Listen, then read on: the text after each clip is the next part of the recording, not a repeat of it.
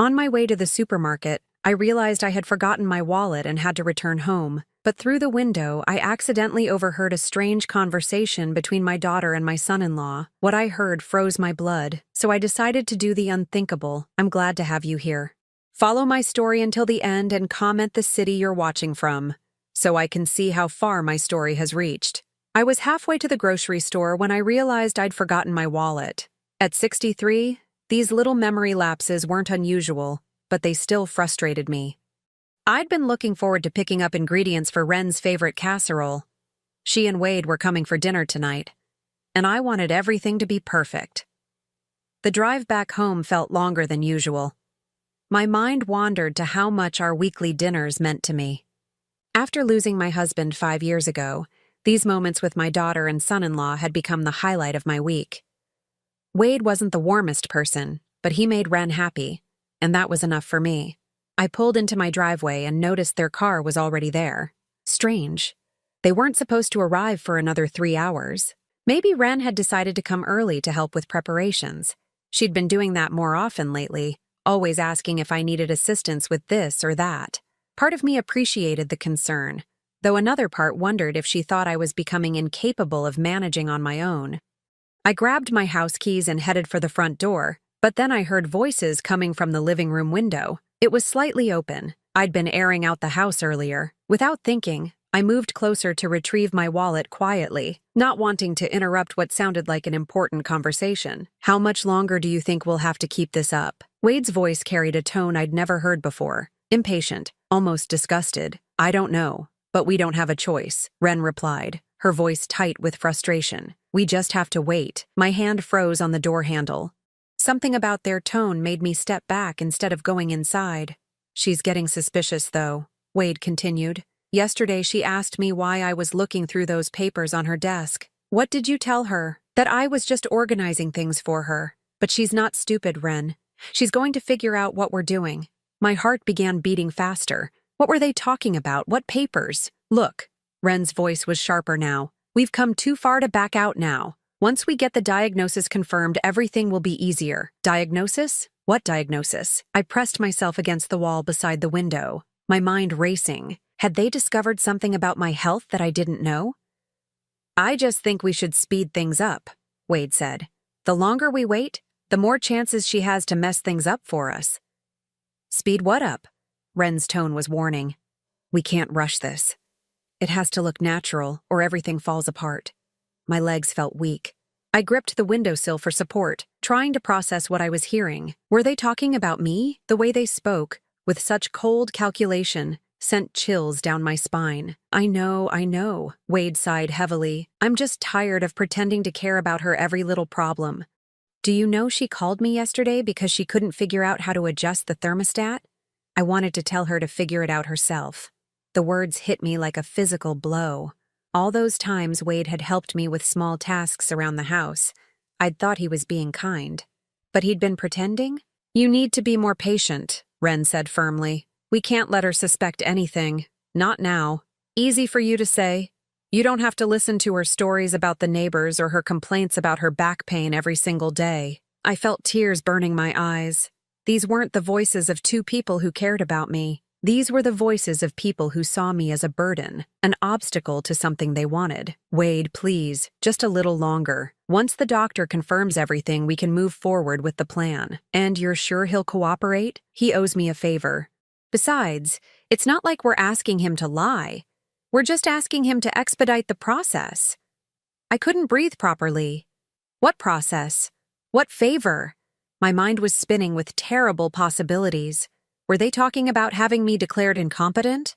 Were they planning to put me in a nursing home? "I still think we should have started this months ago," Wade muttered. "The timing had to be right. If we'd moved too fast, she might have gotten a second opinion or involved her lawyer." Lawyer. The word sent another wave of panic through me.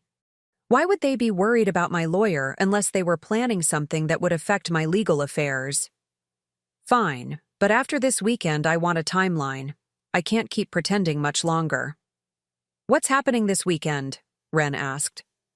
"She wants me to help her organize her important documents. Says she wants to make sure everything is in order, just in case." "It's perfect timing, actually. My blood ran cold. I had asked Wade to help me organize my papers this Saturday. I'd thought it would be a good opportunity for us to spend time together, and I wanted to make sure my affairs were in order, a responsible thing to do at my age. But now, it sounded sinister, like they were planning to use it for something else entirely. Just be careful what you touch, Wren warned. We can't leave any evidence that we were looking for specific things. Evidence. The word echoed in my mind. Evidence of what? I heard movement inside and quickly stepped away from the window, my heart pounding so hard I was sure they would hear it. I fumbled with my keys, trying to think of what to do. Should I confront them? Should I pretend I hadn't heard anything? Before I could decide, the front door opened. Mom? Wren's voice was suddenly bright and cheerful, completely different from the cold tone I'd just heard. What are you doing out here? I turned, hoping my face didn't reveal what I'd just heard. I forgot my wallet. I was just getting ready to come in. Wade appeared behind her, his expression neutral but his eyes watchful. Everything okay? Of course, I managed, forcing a smile. Just one of those senior moments. Wren laughed, but it sounded hollow to my ears now. Well, come on in. Wade and I decided to come early. We thought we could help you with dinner preparations. As I followed them inside, I couldn't shake the feeling that I was walking into a trap. Everything looked the same. My familiar living room, the photos on the mantel, the comfortable furniture I'd chosen with my late husband. But nothing felt safe anymore. So, what were you two talking about? I asked as casually as I could manage. Oh, just work stuff, Wade said quickly. Boring office politics. But I knew that wasn't true. They hadn't been talking about work. They'd been talking about me, about some plan they had, about a diagnosis I apparently needed to receive. As Wren busied herself in the kitchen and Wade settled into my husband's old recliner, I realized that the two people I trusted most in the world were keeping dangerous secrets from me. The next few days passed in a haze of forced normalcy. I went through the motions of my daily routine, watering my garden, reading the morning paper, calling my sister Margaret, but everything felt different now. Every interaction with Wren and Wade was colored by what I'd overheard. Every conversation analyzed for hidden meanings. I found myself studying their faces when they thought I wasn't looking, searching for signs of deception. How long had they been pretending? How long had I been blind to what was really happening? 3 days after overhearing their conversation, Wade came by as planned to help me organize my documents. I'd been dreading this moment, but I knew I couldn't cancel without raising suspicion. Thanks for doing this, I said as I led him to my home office. I know it's not the most exciting way to spend a Saturday. No problem at all, Wade replied, but his eyes were already scanning the room, taking inventory of my filing cabinet, my desk, the small safe where I kept my most important papers. I watched him carefully as we began sorting through bank statements and insurance policies. He seemed particularly interested in documents related to my house, my investment accounts, and my will. When he thought I wasn't paying attention, I caught him photographing certain pages with his phone. Wade, what are you doing? He looked up, startled. Oh, just taking pictures of the account numbers so I can help you set up online banking later. Is that okay? It sounded reasonable, but something about his expression made me doubt him. That's thoughtful, but I'm not sure I need online banking at my age. Trust me, it'll make everything easier. Especially if... He paused as if catching himself before saying something he shouldn't. Especially if what? Nothing. Just if you ever need help managing things in the future. There it was again. That assumption that I would need help, that I was somehow becoming incapable. But I wasn't. My mind was as sharp as ever, my hands steady, my memory intact despite the occasional forgotten wallet. Later that afternoon, as Wade continued his organizing, I excused myself to make coffee. But instead of going to the kitchen, I crept back to listen outside the office door. I heard him on the phone, speaking in a low voice. Yeah, I'm here now. No, she doesn't suspect anything. I got photos of the account statements. The house deed is here too. What? No, I can't take anything now. She's right here. I know. We need to move faster. My hands trembled as I stood there, hearing confirmation of my worst fears. Wade wasn't helping me organize my papers. He was cataloging my assets. I quickly returned to the kitchen and made the coffee, my mind racing. When I brought it to the office, Wade was sitting innocently at my desk, a stack of tax returns in front of him. "Find everything you need?" I asked, setting down his cup. "Yes, your records are very well organized. You should be proud." But his praise felt hollow now. I knew he was studying my financial situation for reasons that had nothing to do with helping me. That evening, after Wade left, I couldn't shake the feeling that I needed to understand what was happening. I went to my computer and did something I'd never done before. I started researching how to check if someone had been accessing my accounts or tampering with my documents. What I found terrified me. There were articles about financial elder abuse, about family members who gradually took control of their relatives' affairs, stories of people who had their competency questioned, who were declared unable to manage their own lives based on manufactured evidence. The next morning, I called my doctor's office on impulse. "Dr. Martinez's office, this is Lisa." "Hi, this is Sherry Walsh. I was wondering if you could tell me about any recent test results, or if there are any appointments scheduled that I might have forgotten about." There was a pause. "Let me check your file. Mrs. Walsh, there's a note here that your daughter called yesterday asking about scheduling some cognitive assessments. She seemed quite concerned about your memory." My blood went cold. My daughter called about cognitive assessments? Yes. She mentioned some incidents that worried her. She wanted to know what kind of testing we recommend for early dementia screening. I hung up the phone with shaking hands. Ren had called my doctor behind my back, asking about dementia testing. She was building a case for my incompetency, creating a paper trail that would support whatever plan they had. The pieces were starting to come together, and the picture they formed made me sick to my stomach. Over the next week, I began to notice other things I'd previously dismissed. Ren had been asking detailed questions about my will, who was the executor, where I kept the original, whether I'd ever considered updating it. She'd suggested I might want to add Wade's name to my bank accounts, just in case something happened. She'd even brought up the idea of putting the house in both our names, for tax purposes. Every suggestion had seemed caring at the time, born from a daughter's natural concern for her aging mother. But now I saw them for what they really were, steps in a carefully orchestrated plan to gain control of my assets. I started keeping a journal, documenting every suspicious conversation, every odd request, every time one of them seemed more interested in my possessions than my well-being. The pattern became undeniable. Then, exactly 1 week after Wade's visit, I received a call from my doctor's office. "Mrs. Walsh, this is Dr. Martinez. I understand your daughter has expressed some concerns about your cognitive function. I'd like to schedule you for a comprehensive evaluation." "What kind of concerns?" She mentioned some memory issues, confusion about finances, difficulty with daily tasks. These are things we should take seriously at your age. But I wasn't confused about my finances. I wasn't having difficulty with daily tasks. My memory was fine. Yet somehow, Ren had convinced my doctor otherwise. "When would you like to schedule this?" I asked, playing along. "How about next Friday at 2 o'clock? "That sounds fine." But it wasn't fine. Nothing about this was fine. After I hung up, I sat in my kitchen staring at the appointment reminder I'd written down. Next Friday at 2 o'clock, my competency would be evaluated based on lies my daughter had told about me. But why? What did they gain from having me declared incompetent?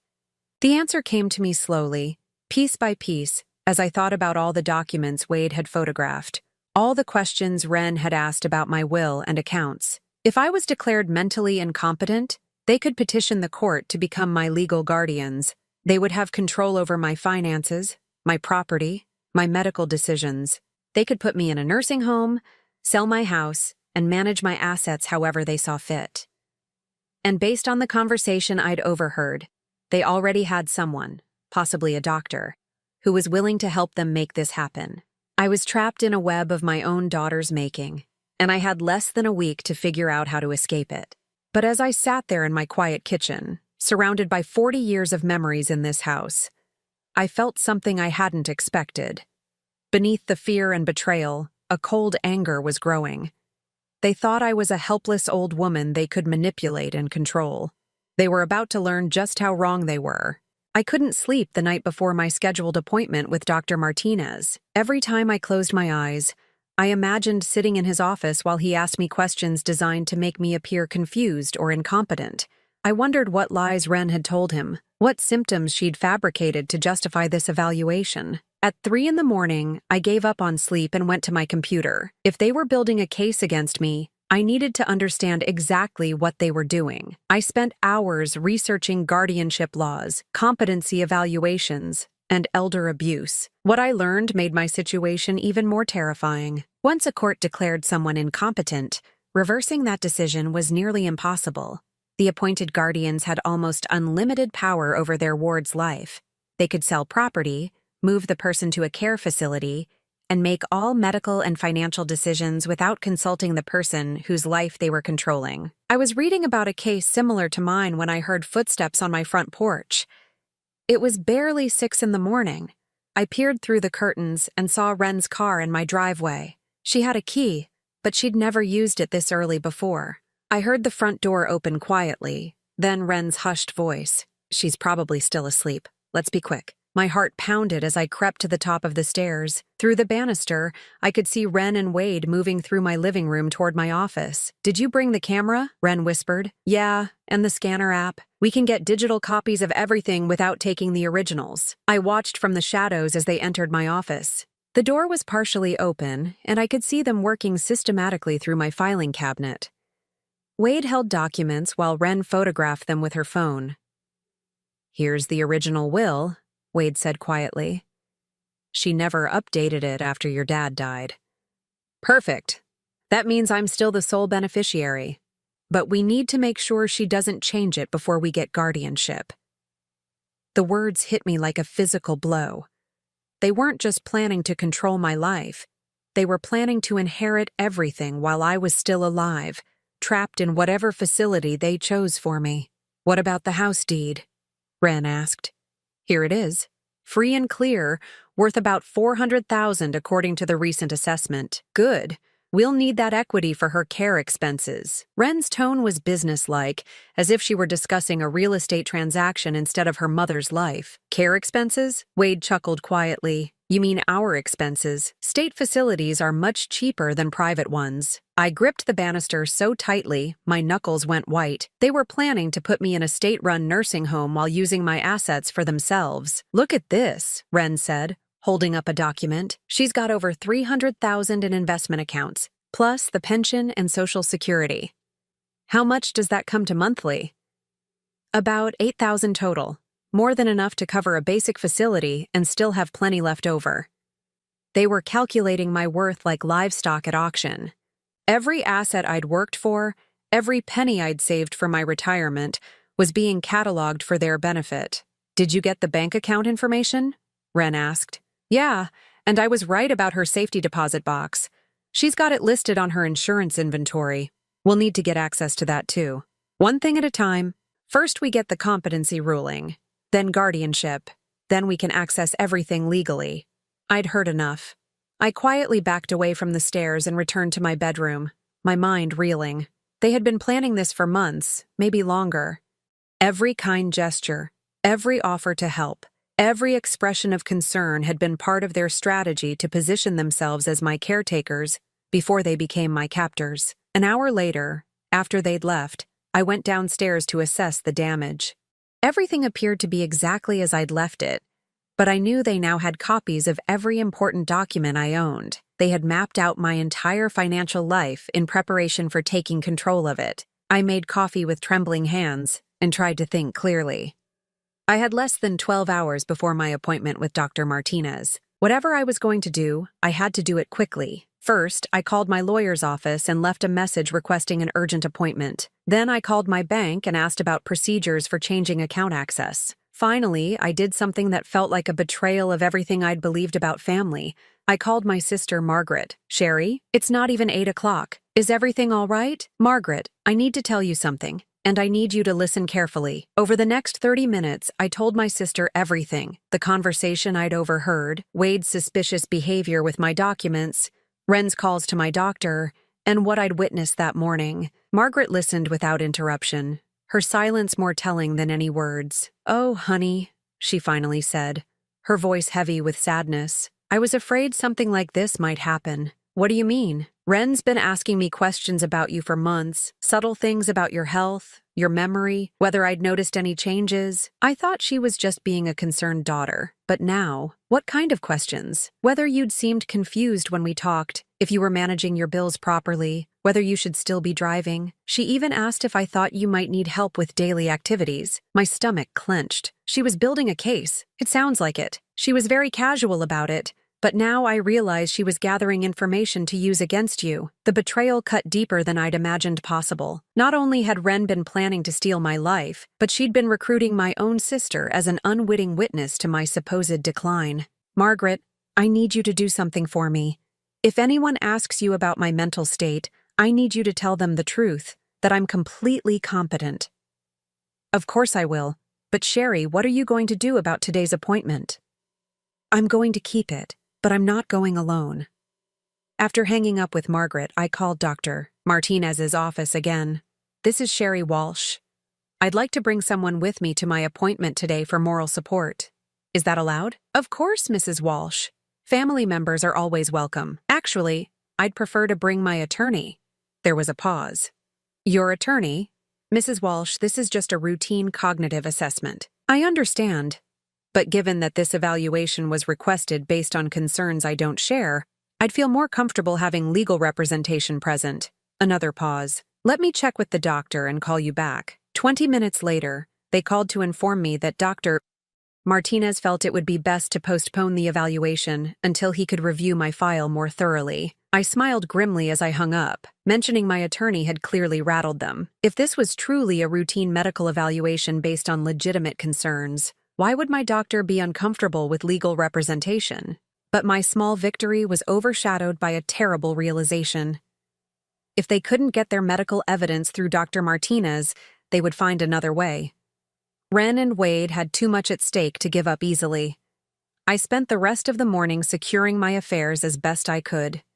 I moved money from accounts Wade had photographed into new ones he didn't know about. I updated my will to include specific provisions preventing anyone from inheriting while serving as my guardian. I even started the process of setting up a trust that would protect my assets from guardianship abuse. But even as I took these precautions, I knew I was still vulnerable. They had already laid the groundwork for their plan. They had copies of my documents, testimony about my supposed decline, and apparently at least one medical professional willing to help them. The phone rang as I was reviewing the trust documents my lawyer had emailed me. Mom.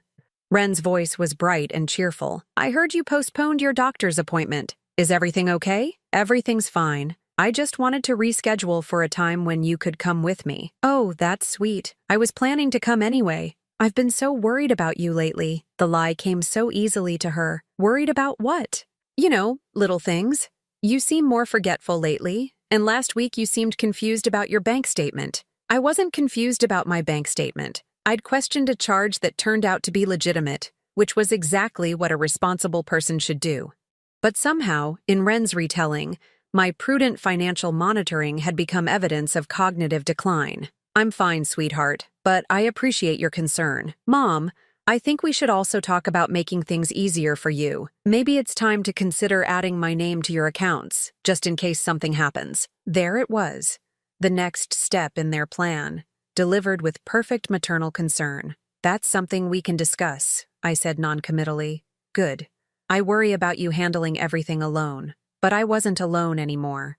I was surrounded by enemies who wore the faces of family, and I was finally awake to the danger I was in. As I hung up the phone, I realized something that chilled me to the bone.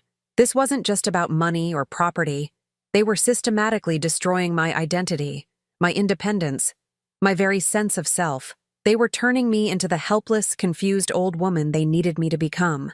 But they had made one crucial mistake.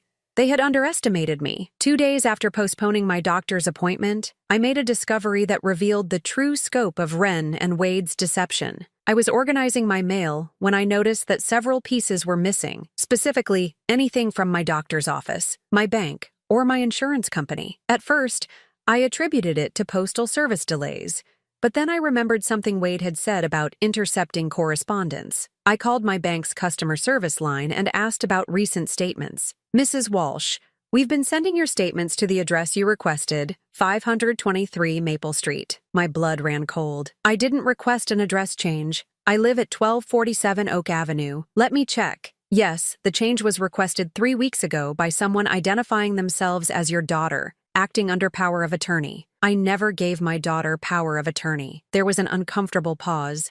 Ma'am, I think you need to come in and speak with a manager immediately. At the bank, I learned the full extent of their planning. Someone claiming to be my daughter had submitted forged power of attorney documents, changed my mailing address, and requested detailed financial records. They'd also inquired about adding authorized users to my accounts and transferring funds to a trust account. The documents looked legitimate, the manager explained apologetically. The person who submitted them knew your personal information, social security number, everything. Do you have security footage of who submitted these? We can check. Can you come back tomorrow morning? That evening, I drove to 523 Maple Street, the address my bank statements were being sent to. It was a small office building downtown. I sat in my car across the street and watched. At exactly 6 o'clock, Wade emerged from the building carrying a stack of mail, my mail. I followed him at a distance as he drove to a house I'd never seen before. Not his and Ren's home, but a small rental property on the other side of town. I watched from the corner as he carried the mail inside, where I could see Ren waiting for him. They had established a secret location where they were collecting my correspondence, documents, and who knew what else. This wasn't a spur-of-the-moment scheme. This was a carefully orchestrated operation they'd been planning for months. I sat in my car for an hour, watching them through the windows as they sorted through what appeared to be weeks' worth of my mail. I saw them opening envelopes, photographing contents, and filing everything in boxes. They were building a comprehensive file on my life while simultaneously cutting me off from my own information. When I got home, I immediately called my attorney. Paul, it's Sherry Walsh. I need you to listen carefully because I think I'm being victimized by my own family. Paul Hendricks had been my lawyer for 15 years. He'd handled my husband's estate and had known our family through some of our happiest times. What I told him that night shocked him into silence. Sherry, what you're describing sounds like a systematic attempt to gain conservatorship over you. It's more common than you might think, but it's also criminal fraud. What do I do? First, we're going to the bank tomorrow with a notarized statement revoking any unauthorized access to your accounts. Then we're filing a police report about the forged power of attorney documents. But Sherry, you need to understand. If they've been planning this for months, they may have already set other wheels in motion. What do you mean? If they're serious about pursuing guardianship, they'll need medical evidence of your incompetency. If your regular doctor wouldn't cooperate, they might have found someone who will. Paul's words proved prophetic. The next morning, I received a call from a Dr. Patricia Simmons, a geriatric psychiatrist I'd never heard of. Mrs. Walsh, your daughter has scheduled you for a comprehensive cognitive evaluation next Monday. She's expressed serious concerns about your mental state. My daughter has no authority to schedule medical appointments for me. Actually, she presented documentation showing that you've granted her medical power of attorney. Another forged document. Dr. Simmons, I've never granted anyone medical power of attorney. Any documents claiming otherwise are fraudulent. There was a long pause. Mrs. Walsh, your daughter was very convincing.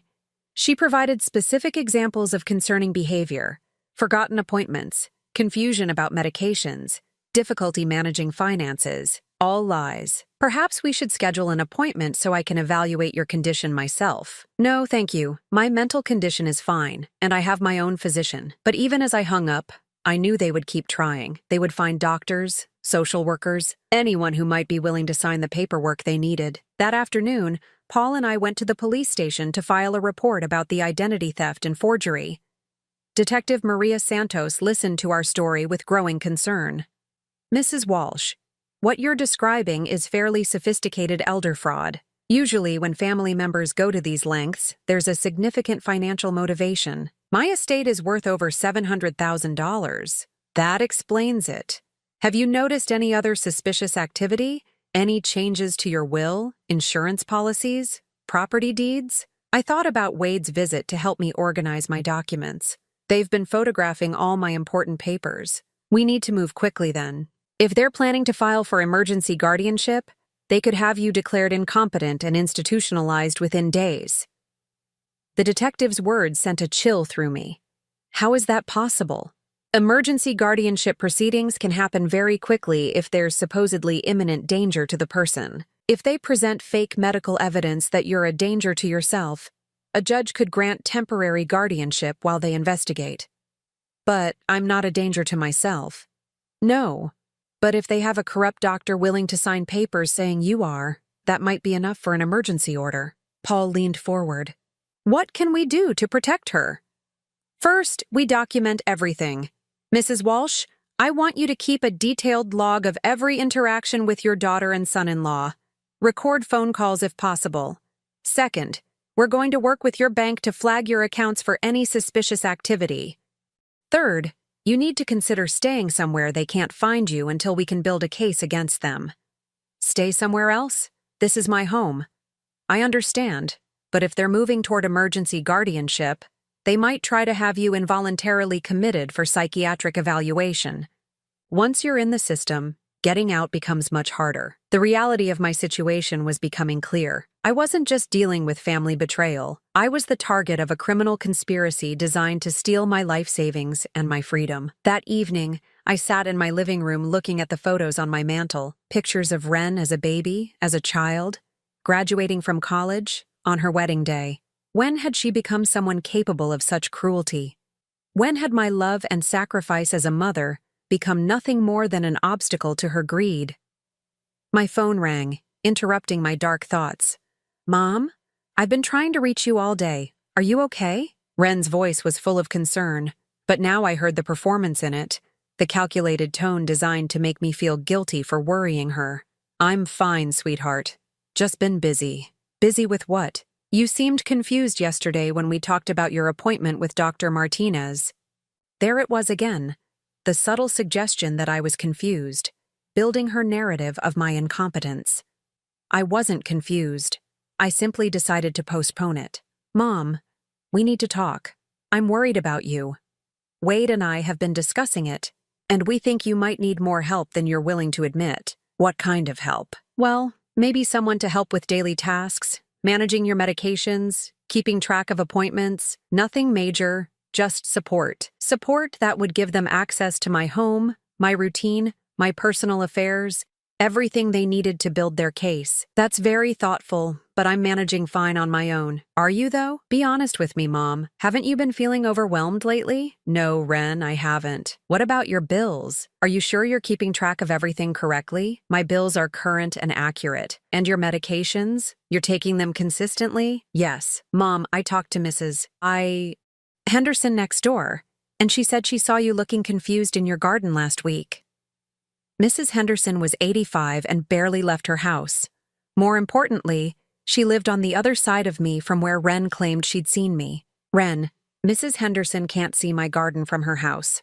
A pause. Maybe it was Mrs. Thompson then. Another lie. Mrs. Thompson had been visiting her daughter in Florida for the past month. Wren, why are you making up stories about me? I'm not making anything up, Mom. I'm just concerned. Wade and I think you should see someone who specializes in geriatric issues, like Dr. Simmons. Another pause, longer this time. How do you know about Dr. Simmons? She called me. Apparently you scheduled an appointment for me without my permission. Mom, you agreed to see someone. We discussed it.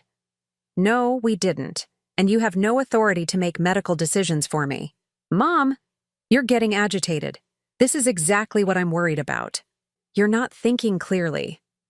Her tone had shifted from concern to condescension, as if she were speaking to a child having a tantrum. It was a masterful manipulation. Anything I said to defend myself would be interpreted as further evidence of my instability. I'm thinking very clearly, Wren. Clearly enough to know what you and Wade are really doing. What are we doing, Mom? The question was asked with such innocent confusion that I almost doubted my own perceptions. But I remembered the conversation I'd overheard, the forged documents, the redirected mail, the secret office where they were storing my stolen correspondence. We'll discuss it when you come for dinner on Sunday, I said finally. Okay, Mom. I love you. I love you too. But as I hung up the phone, I realized that love might not be enough to save me from what was coming. They were closing in, and I was running out of time to stop them. I spent the week before Sunday's dinner preparing for what I knew would be the most important performance of my life. With Paul's help, I had installed hidden recording devices throughout my house, legally, since it was my own property. Detective Santos had coached me on how to guide conversations to get the admissions we needed, and my sister Margaret had agreed to be on standby as a witness. But the most crucial element of my plan was something they would never expect. I was going to give them exactly what they wanted, or at least make them think I was. Sunday arrived gray and cold, matching my mood. I spent the morning cooking Wren's favorite meal, just as I had countless times before. But this time, every familiar action felt like a goodbye. I was saying farewell to the illusion that my daughter loved me, to the hope that family meant something more than financial opportunity. Wren and Wade arrived promptly at 5, as they always did. Wren kissed my cheek and complimented the smell of dinner. Wade shook my hand and asked about my week. To any observer, we looked like a normal, loving family gathering for Sunday dinner. "Mom, you look tired," Wren said as we sat down to eat. "Are you sleeping okay?" It was such a simple question, but I heard the trap in it. Any admission of fatigue would become evidence of decline in whatever report they were building. "I've been sleeping fine, but I have been thinking a lot lately." "About what?" Wade asked, cutting his roast with surgical precision. "About getting older, about the future, about how much I rely on both of you." They exchanged a quick glance, so subtle I might have missed it if I hadn't been watching for it. "We're always here for you, Mom," Wren said softly. "Whatever you need." "That's what I wanted to talk to you about. I've been realizing that maybe I do need more help than I've been willing to admit." Wren set down her fork, suddenly very attentive. "What kind of help?" "Well, managing my finances has been getting more complicated. All these investment accounts, the house expenses, keeping track of everything. Maybe it would be easier if someone else handled the details." "Mom, we've talked about this before. I'd be happy to help you with your accounts. And my medical appointments have been confusing lately. Different doctors, all these referrals and follow-ups. Maybe I should have someone go with me, help me keep everything straight." Wade leaned forward. "That's very wise, Sherry. It's important to have advocacy in medical situations. I've also been thinking about this house. It's so big for one person and maintaining it is becoming overwhelming. Have you thought about what you might want to do?" Wren asked, her voice carefully neutral. "I don't know. Maybe something smaller, easier to manage. Or maybe even assisted living if I could find the right place." The words tasted like poison in my mouth, but I saw the effect they had on Wren and Wade. They were both trying to hide their excitement, but I could see it in their eyes, the gleam of victory they thought was within reach. "Mom, those are all really important decisions," Wren said. "Maybe we should sit down this week and go through everything together." "I'd like that. But first, I need to ask you something, and I need you to be completely honest with me." They both tensed slightly. "Of course," Wren said. "Do you think I'm losing my mind?" The question hung in the air like a challenge. I watched their faces carefully, saw the calculations happening behind their eyes. "Mom, why would you ask that?" Wren's voice was gentle, but her expression was guarded. "Because I've been having some strange experiences lately. Forgetting things, getting confused about dates and appointments. Last week, I couldn't remember if I'd paid my electric bill, and I found myself standing in the kitchen not knowing why I'd gone there." None of this was true, but I delivered it with just the right amount of worry and confusion. The recording devices would capture everything, both my fabricated admissions and their reactions to them. "Oh, Mom," Wren reached across the table to take my hand. "Why didn't you tell us you were having these problems? I was embarrassed. I didn't want to worry you, but it's getting worse, and I'm scared." Wade cleared his throat. "Sherry, what you're describing sounds like normal aging, but it's definitely something we should take seriously. Do you think I need to see a specialist? Someone who understands these kinds of problems?" "Actually," Wren said, "I may have already found someone who could help. Dr. Simmons is supposed to be excellent with geriatric issues." "You've been researching doctors for me?" "I've been worried about you for a while. Some of the things you've said and done lately have concerned me." "Like what?" Wren glanced at Wade, as if seeking permission to continue. Well, last month you called me 3 times in one day asking the same question about your insurance, and when Wade helped you organize your papers, you seemed confused about where things were kept. More lies, delivered with such sincerity that I almost admired her skill. Maybe I should see this Dr. Simmons, I said quietly. I think that would be very wise, Wade said. In fact, I took the liberty of scheduling you an appointment for Tuesday. You already made an appointment? I hope you don't mind. I was just trying to be helpful. We could cancel it if you prefer. No, it's fine. I appreciate you taking care of it. They were practically vibrating with excitement now, thinking they had me exactly where they wanted me. Mom, there's something else we should probably discuss, Ren said carefully. If you are having cognitive issues, we need to make sure your affairs are in order. What do you mean? Well, someone should have legal authority to make decisions for you if you become unable to do so yourself. Power of attorney, that kind of thing. There it was. The real purpose of this dinner, delivered right on schedule. I suppose that makes sense. What would that involve? It's just paperwork, Wade said. It would give us the authority to help you with banking, medical decisions, legal matters, only if you become unable to handle them yourself, of course. And it would protect you, Ren added.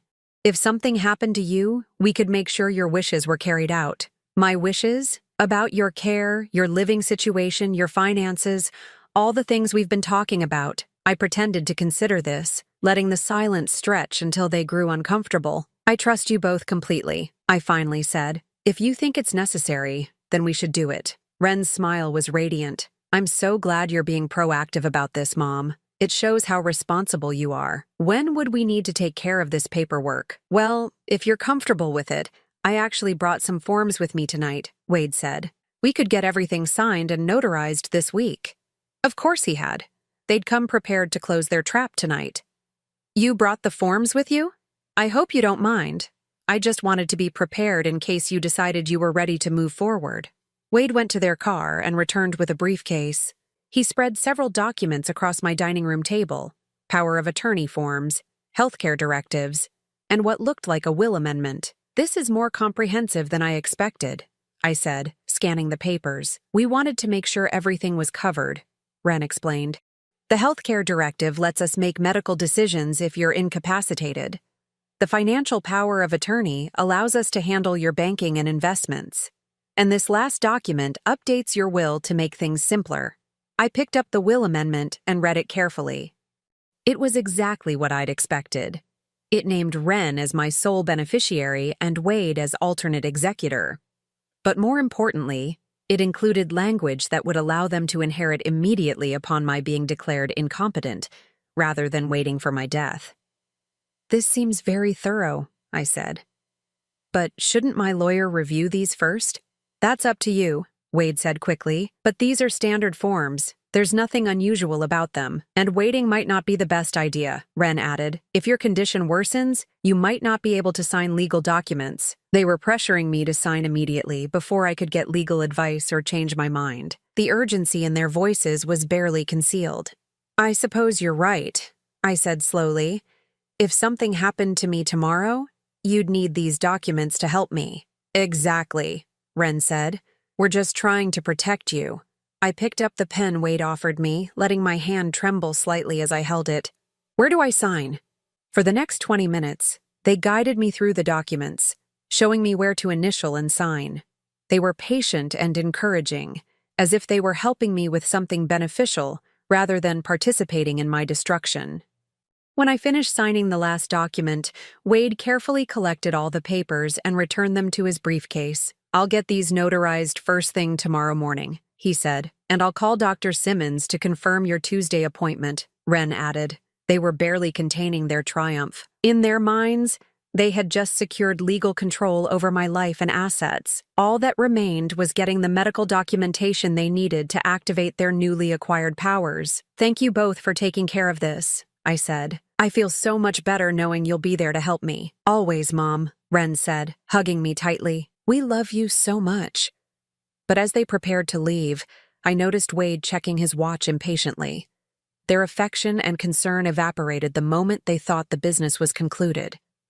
We should get going, Wade said. Early day tomorrow. They gathered their coats and headed for the door, their mission accomplished. As I watched them drive away, I felt a strange mixture of sadness and satisfaction. They thought they had won. They thought I was the confused, vulnerable old woman they needed me to be. They had no idea that every word of our conversation had been recorded, that the documents they were so eager to notarize would become evidence of their fraud, and that their victim was far more prepared for this battle than they could possibly imagine. The real trap had been set long before they arrived for dinner, and they had walked into it perfectly. Tuesday morning arrived with unseasonable warmth, as if the world itself was celebrating what was about to unfold. I dressed carefully in my best navy suit, the one I'd worn to my husband's funeral, to Ren's wedding, to every important moment that required dignity and strength. Today felt like all of those occasions combined. Paul arrived at 9:30, carrying a briefcase that contained copies of all our evidence, the recorded conversations, documentation of the forged power of attorney, bank records showing the unauthorized address changes, and photographs of Wade collecting my mail from their secret location. "Are you ready for this, Sherry?" he asked as we sat in my living room, waiting for Detective Santos. "I've been ready since the moment I heard them talking about getting rid of me." Detective Santos arrived with 2 other officers and a social worker named Janet Morrison. I served coffee in my best china, a detail that wasn't lost on anyone present. A confused, incompetent woman doesn't serve perfectly brewed coffee in matching cups with coordinated napkins. "Mrs. Walsh," Detective Santos began, "we've reviewed all the evidence you've provided. What we're going to do today is execute search warrants for the property on Maple Street and your daughter's home. We're also going to arrest them when they arrive for your supposed appointment with Dr. Simmons." "What about the fake doctor?" "Dr. Simmons is real, but she's been cooperating with us since yesterday. Apparently, your daughter offered her $10,000 to provide a diagnosis of severe dementia without conducting a proper examination." I felt a cold satisfaction at this revelation. Their corruption ran even deeper than I'd suspected. "What happens next?" "You're going to call your daughter and confirm the appointment. Act confused, maybe a little scared. We need them to show up believing everything is going according to plan." At 11 o'clock, I called Ren. "Hi, sweetheart. I'm supposed to see Dr. Simmons today, but I can't remember what time." "Mom, we've been over this. Your appointment is at 2 o'clock. Wade and I are picking you up at 1:30. "Picking me up? I can drive myself." "No, Mom, remember we discussed this. You're not comfortable driving to new places anymore." Another lie for their narrative. "Oh, that's right. I'm sorry. I'm feeling so scattered today." "That's okay, Mom. That's exactly why we're seeing Dr. Simmons. She's going to help you feel better." The condescension in her voice was unmistakable now that I knew what to listen for. "Ren, I'm scared. What if she says something's really wrong with me?" "Don't worry, Mom. Wade and I will take care of everything. No matter what happens, you don't need to worry about anything ever again." The promise sounded loving, but I heard the threat underneath it. No matter what the doctor said, they would be in control of my life from that moment forward. At 1:15, I stationed myself at my front window. Detective Santos and her team were positioned around the neighborhood, waiting. Paul sat with me, both of us silent as we watched for Ren's car. They arrived exactly on time, as they always did. Ren got out first, checking her appearance in the car window. Wade emerged more slowly, carrying what looked like an overnight bag. "The overnight bag troubles me," Paul murmured. "They're probably planning to take me straight to a facility after the appointment," I replied. "No point in bringing me home if I'm never coming back." The doorbell rang, and I took a deep breath. This was it, the final performance. I opened the door to find Ren smiling brightly, but there was something different about her expression. The warmth I'd always seen there, even when it was manufactured, had been replaced by something colder and more calculating. "Hi, Mom. Ready to go?" "I think so. Should I bring anything?" "No, we've got everything you need," Wade said, lifting the overnight bag slightly. As we walked to their car, I noticed Detective Santos's unmarked vehicle parked across the street. Everything was in place. The drive to Dr. Simmons's office was eerily quiet. Usually, Ren filled car rides with chatter about her work, mutual acquaintances, or plans for the week. Today, she stared out the window while Wade focused on driving with unusual intensity. "Are you nervous, Mom?" Wren asked as we pulled into the medical building's parking lot. "A little. What if she wants to put me in a hospital? If that's what's best for you, then that's what we'll do," Wade said firmly. We walked into the building together, my supposed loving family escorting me to what they believed would be my psychiatric evaluation and the beginning of my captivity. The irony wasn't lost on me that they were actually walking into their own trap. Dr. Simmons's waiting room was empty except for the three of us. The receptionist, who I now knew was an undercover officer, greeted us with professional courtesy. "Mrs. Walsh? Dr. Simmons will see you in just a moment." We sat in uncomfortable silence. Wade checked his watch repeatedly while Wren fidgeted with her purse. They were both tense, but I assumed they were nervous about the success of their plan rather than suspicious of potential failure. "Wren Walsh and Wade Mitchell?" The receptionist's voice cut through the quiet. They both looked up, surprised to hear their names. "There are some people here who need to speak with you." Detective Santos and her partner emerged from the inner office, badges visible. "Wren Walsh and Wade Mitchell, you're under arrest for elder abuse, fraud, and conspiracy." The next few minutes were a blur of shocked protests, Miranda rights, and handcuffs. Wren's composure cracked completely. "Mom, what's happening? What did you do?" "I protected myself," I said quietly. "Something I should have done months ago." "You set us up? Your own daughter? You were trying to steal my life, Wren. Everything I've worked for, everything I am. Did you really think I would just let that happen?" Wade said nothing as they led him away, but the look he gave me was pure hatred. At least he'd dropped the pretense of caring about me. "Mom, please," Wren called as they put her in the police car. "We can work this out. I'm your daughter." "No," I said, loud enough for her to hear through the window. "A daughter wouldn't do what you did to me." After they were gone, Detective Santos drove me home.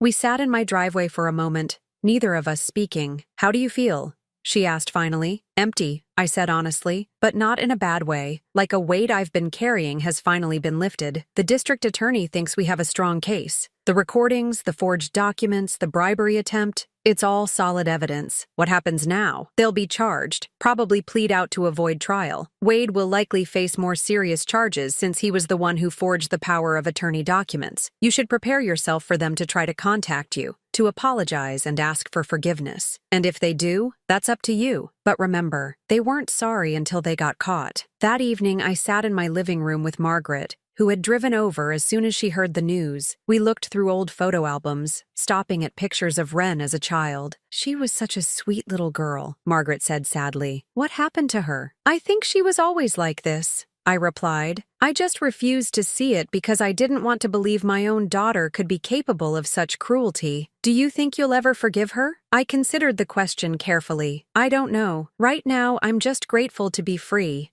Over the next few weeks, I began the process of rebuilding my life. I changed all my passwords, opened new bank accounts, and had new locks installed on my house. I also did something I'd been putting off for years. I started volunteering at the community center, teaching financial literacy to seniors. Paul called me with updates on the legal proceedings. Wade had been charged with multiple felonies and was looking at significant prison time. Wren was facing lesser charges but would likely serve at least a year in jail. "She wants to see you," Paul told me during one of our calls. "She's been asking her lawyer to arrange a meeting." "What does she want?"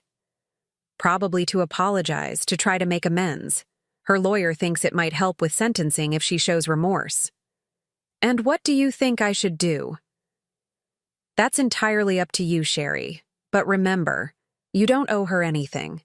Not forgiveness, not a second chance, not even a conversation." I thought about it for days. Part of me wanted to see her, to understand how she'd become someone capable of such betrayal, but a larger part of me recognized that seeing her would only reopen wounds that were finally beginning to heal. 3 months after their arrest, I received a letter from Wren. I almost threw it away without opening it, but curiosity got the better of me. "Mom," it began, "I know I have no right to ask for your forgiveness, but I need you to know how sorry I am. I convinced myself that what we were doing was for your own good, that you needed our help whether you knew it or not. I see now how wrong I was, how much I hurt you. I don't expect you to forgive me, but I hope someday you can find peace. The letter was 3 pages long, full of apologies and explanations, and pleas for understanding. I read it twice, then put it in my fireplace and watched it burn. Some betrayals are too deep for forgiveness. Some relationships can't be repaired, no matter how much love once existed between the people involved.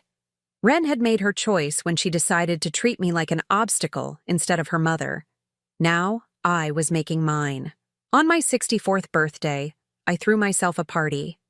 Margaret was there, along with new friends I'd made volunteering, neighbors I'd grown closer to, and Paul with his wife. We ate cake and laughed and celebrated not just my birthday, but my freedom. As I looked around the room at people who genuinely cared about me, who saw value in my company rather than my assets, I realized something important. Family isn't just about blood relationships. Sometimes the people who love you most are the ones you choose, not the ones you're born to. I was still sad about losing Ren, not the woman she'd become, but the daughter I'd thought she was. But that sadness was overshadowed by relief and surprisingly hope. At 64, I was starting over, building a life based on authentic relationships and genuine respect. I was finally free to be myself, without fear of manipulation or betrayal. And for the first time in years, that felt like enough. Now I'm curious about you who listened to my story. What would you do if you were in my place? Have you ever been through something similar? Comment below, and meanwhile, I'm leaving on the final screen 2 other stories that are channel favorites, and they will definitely surprise you. Thank you for watching until here.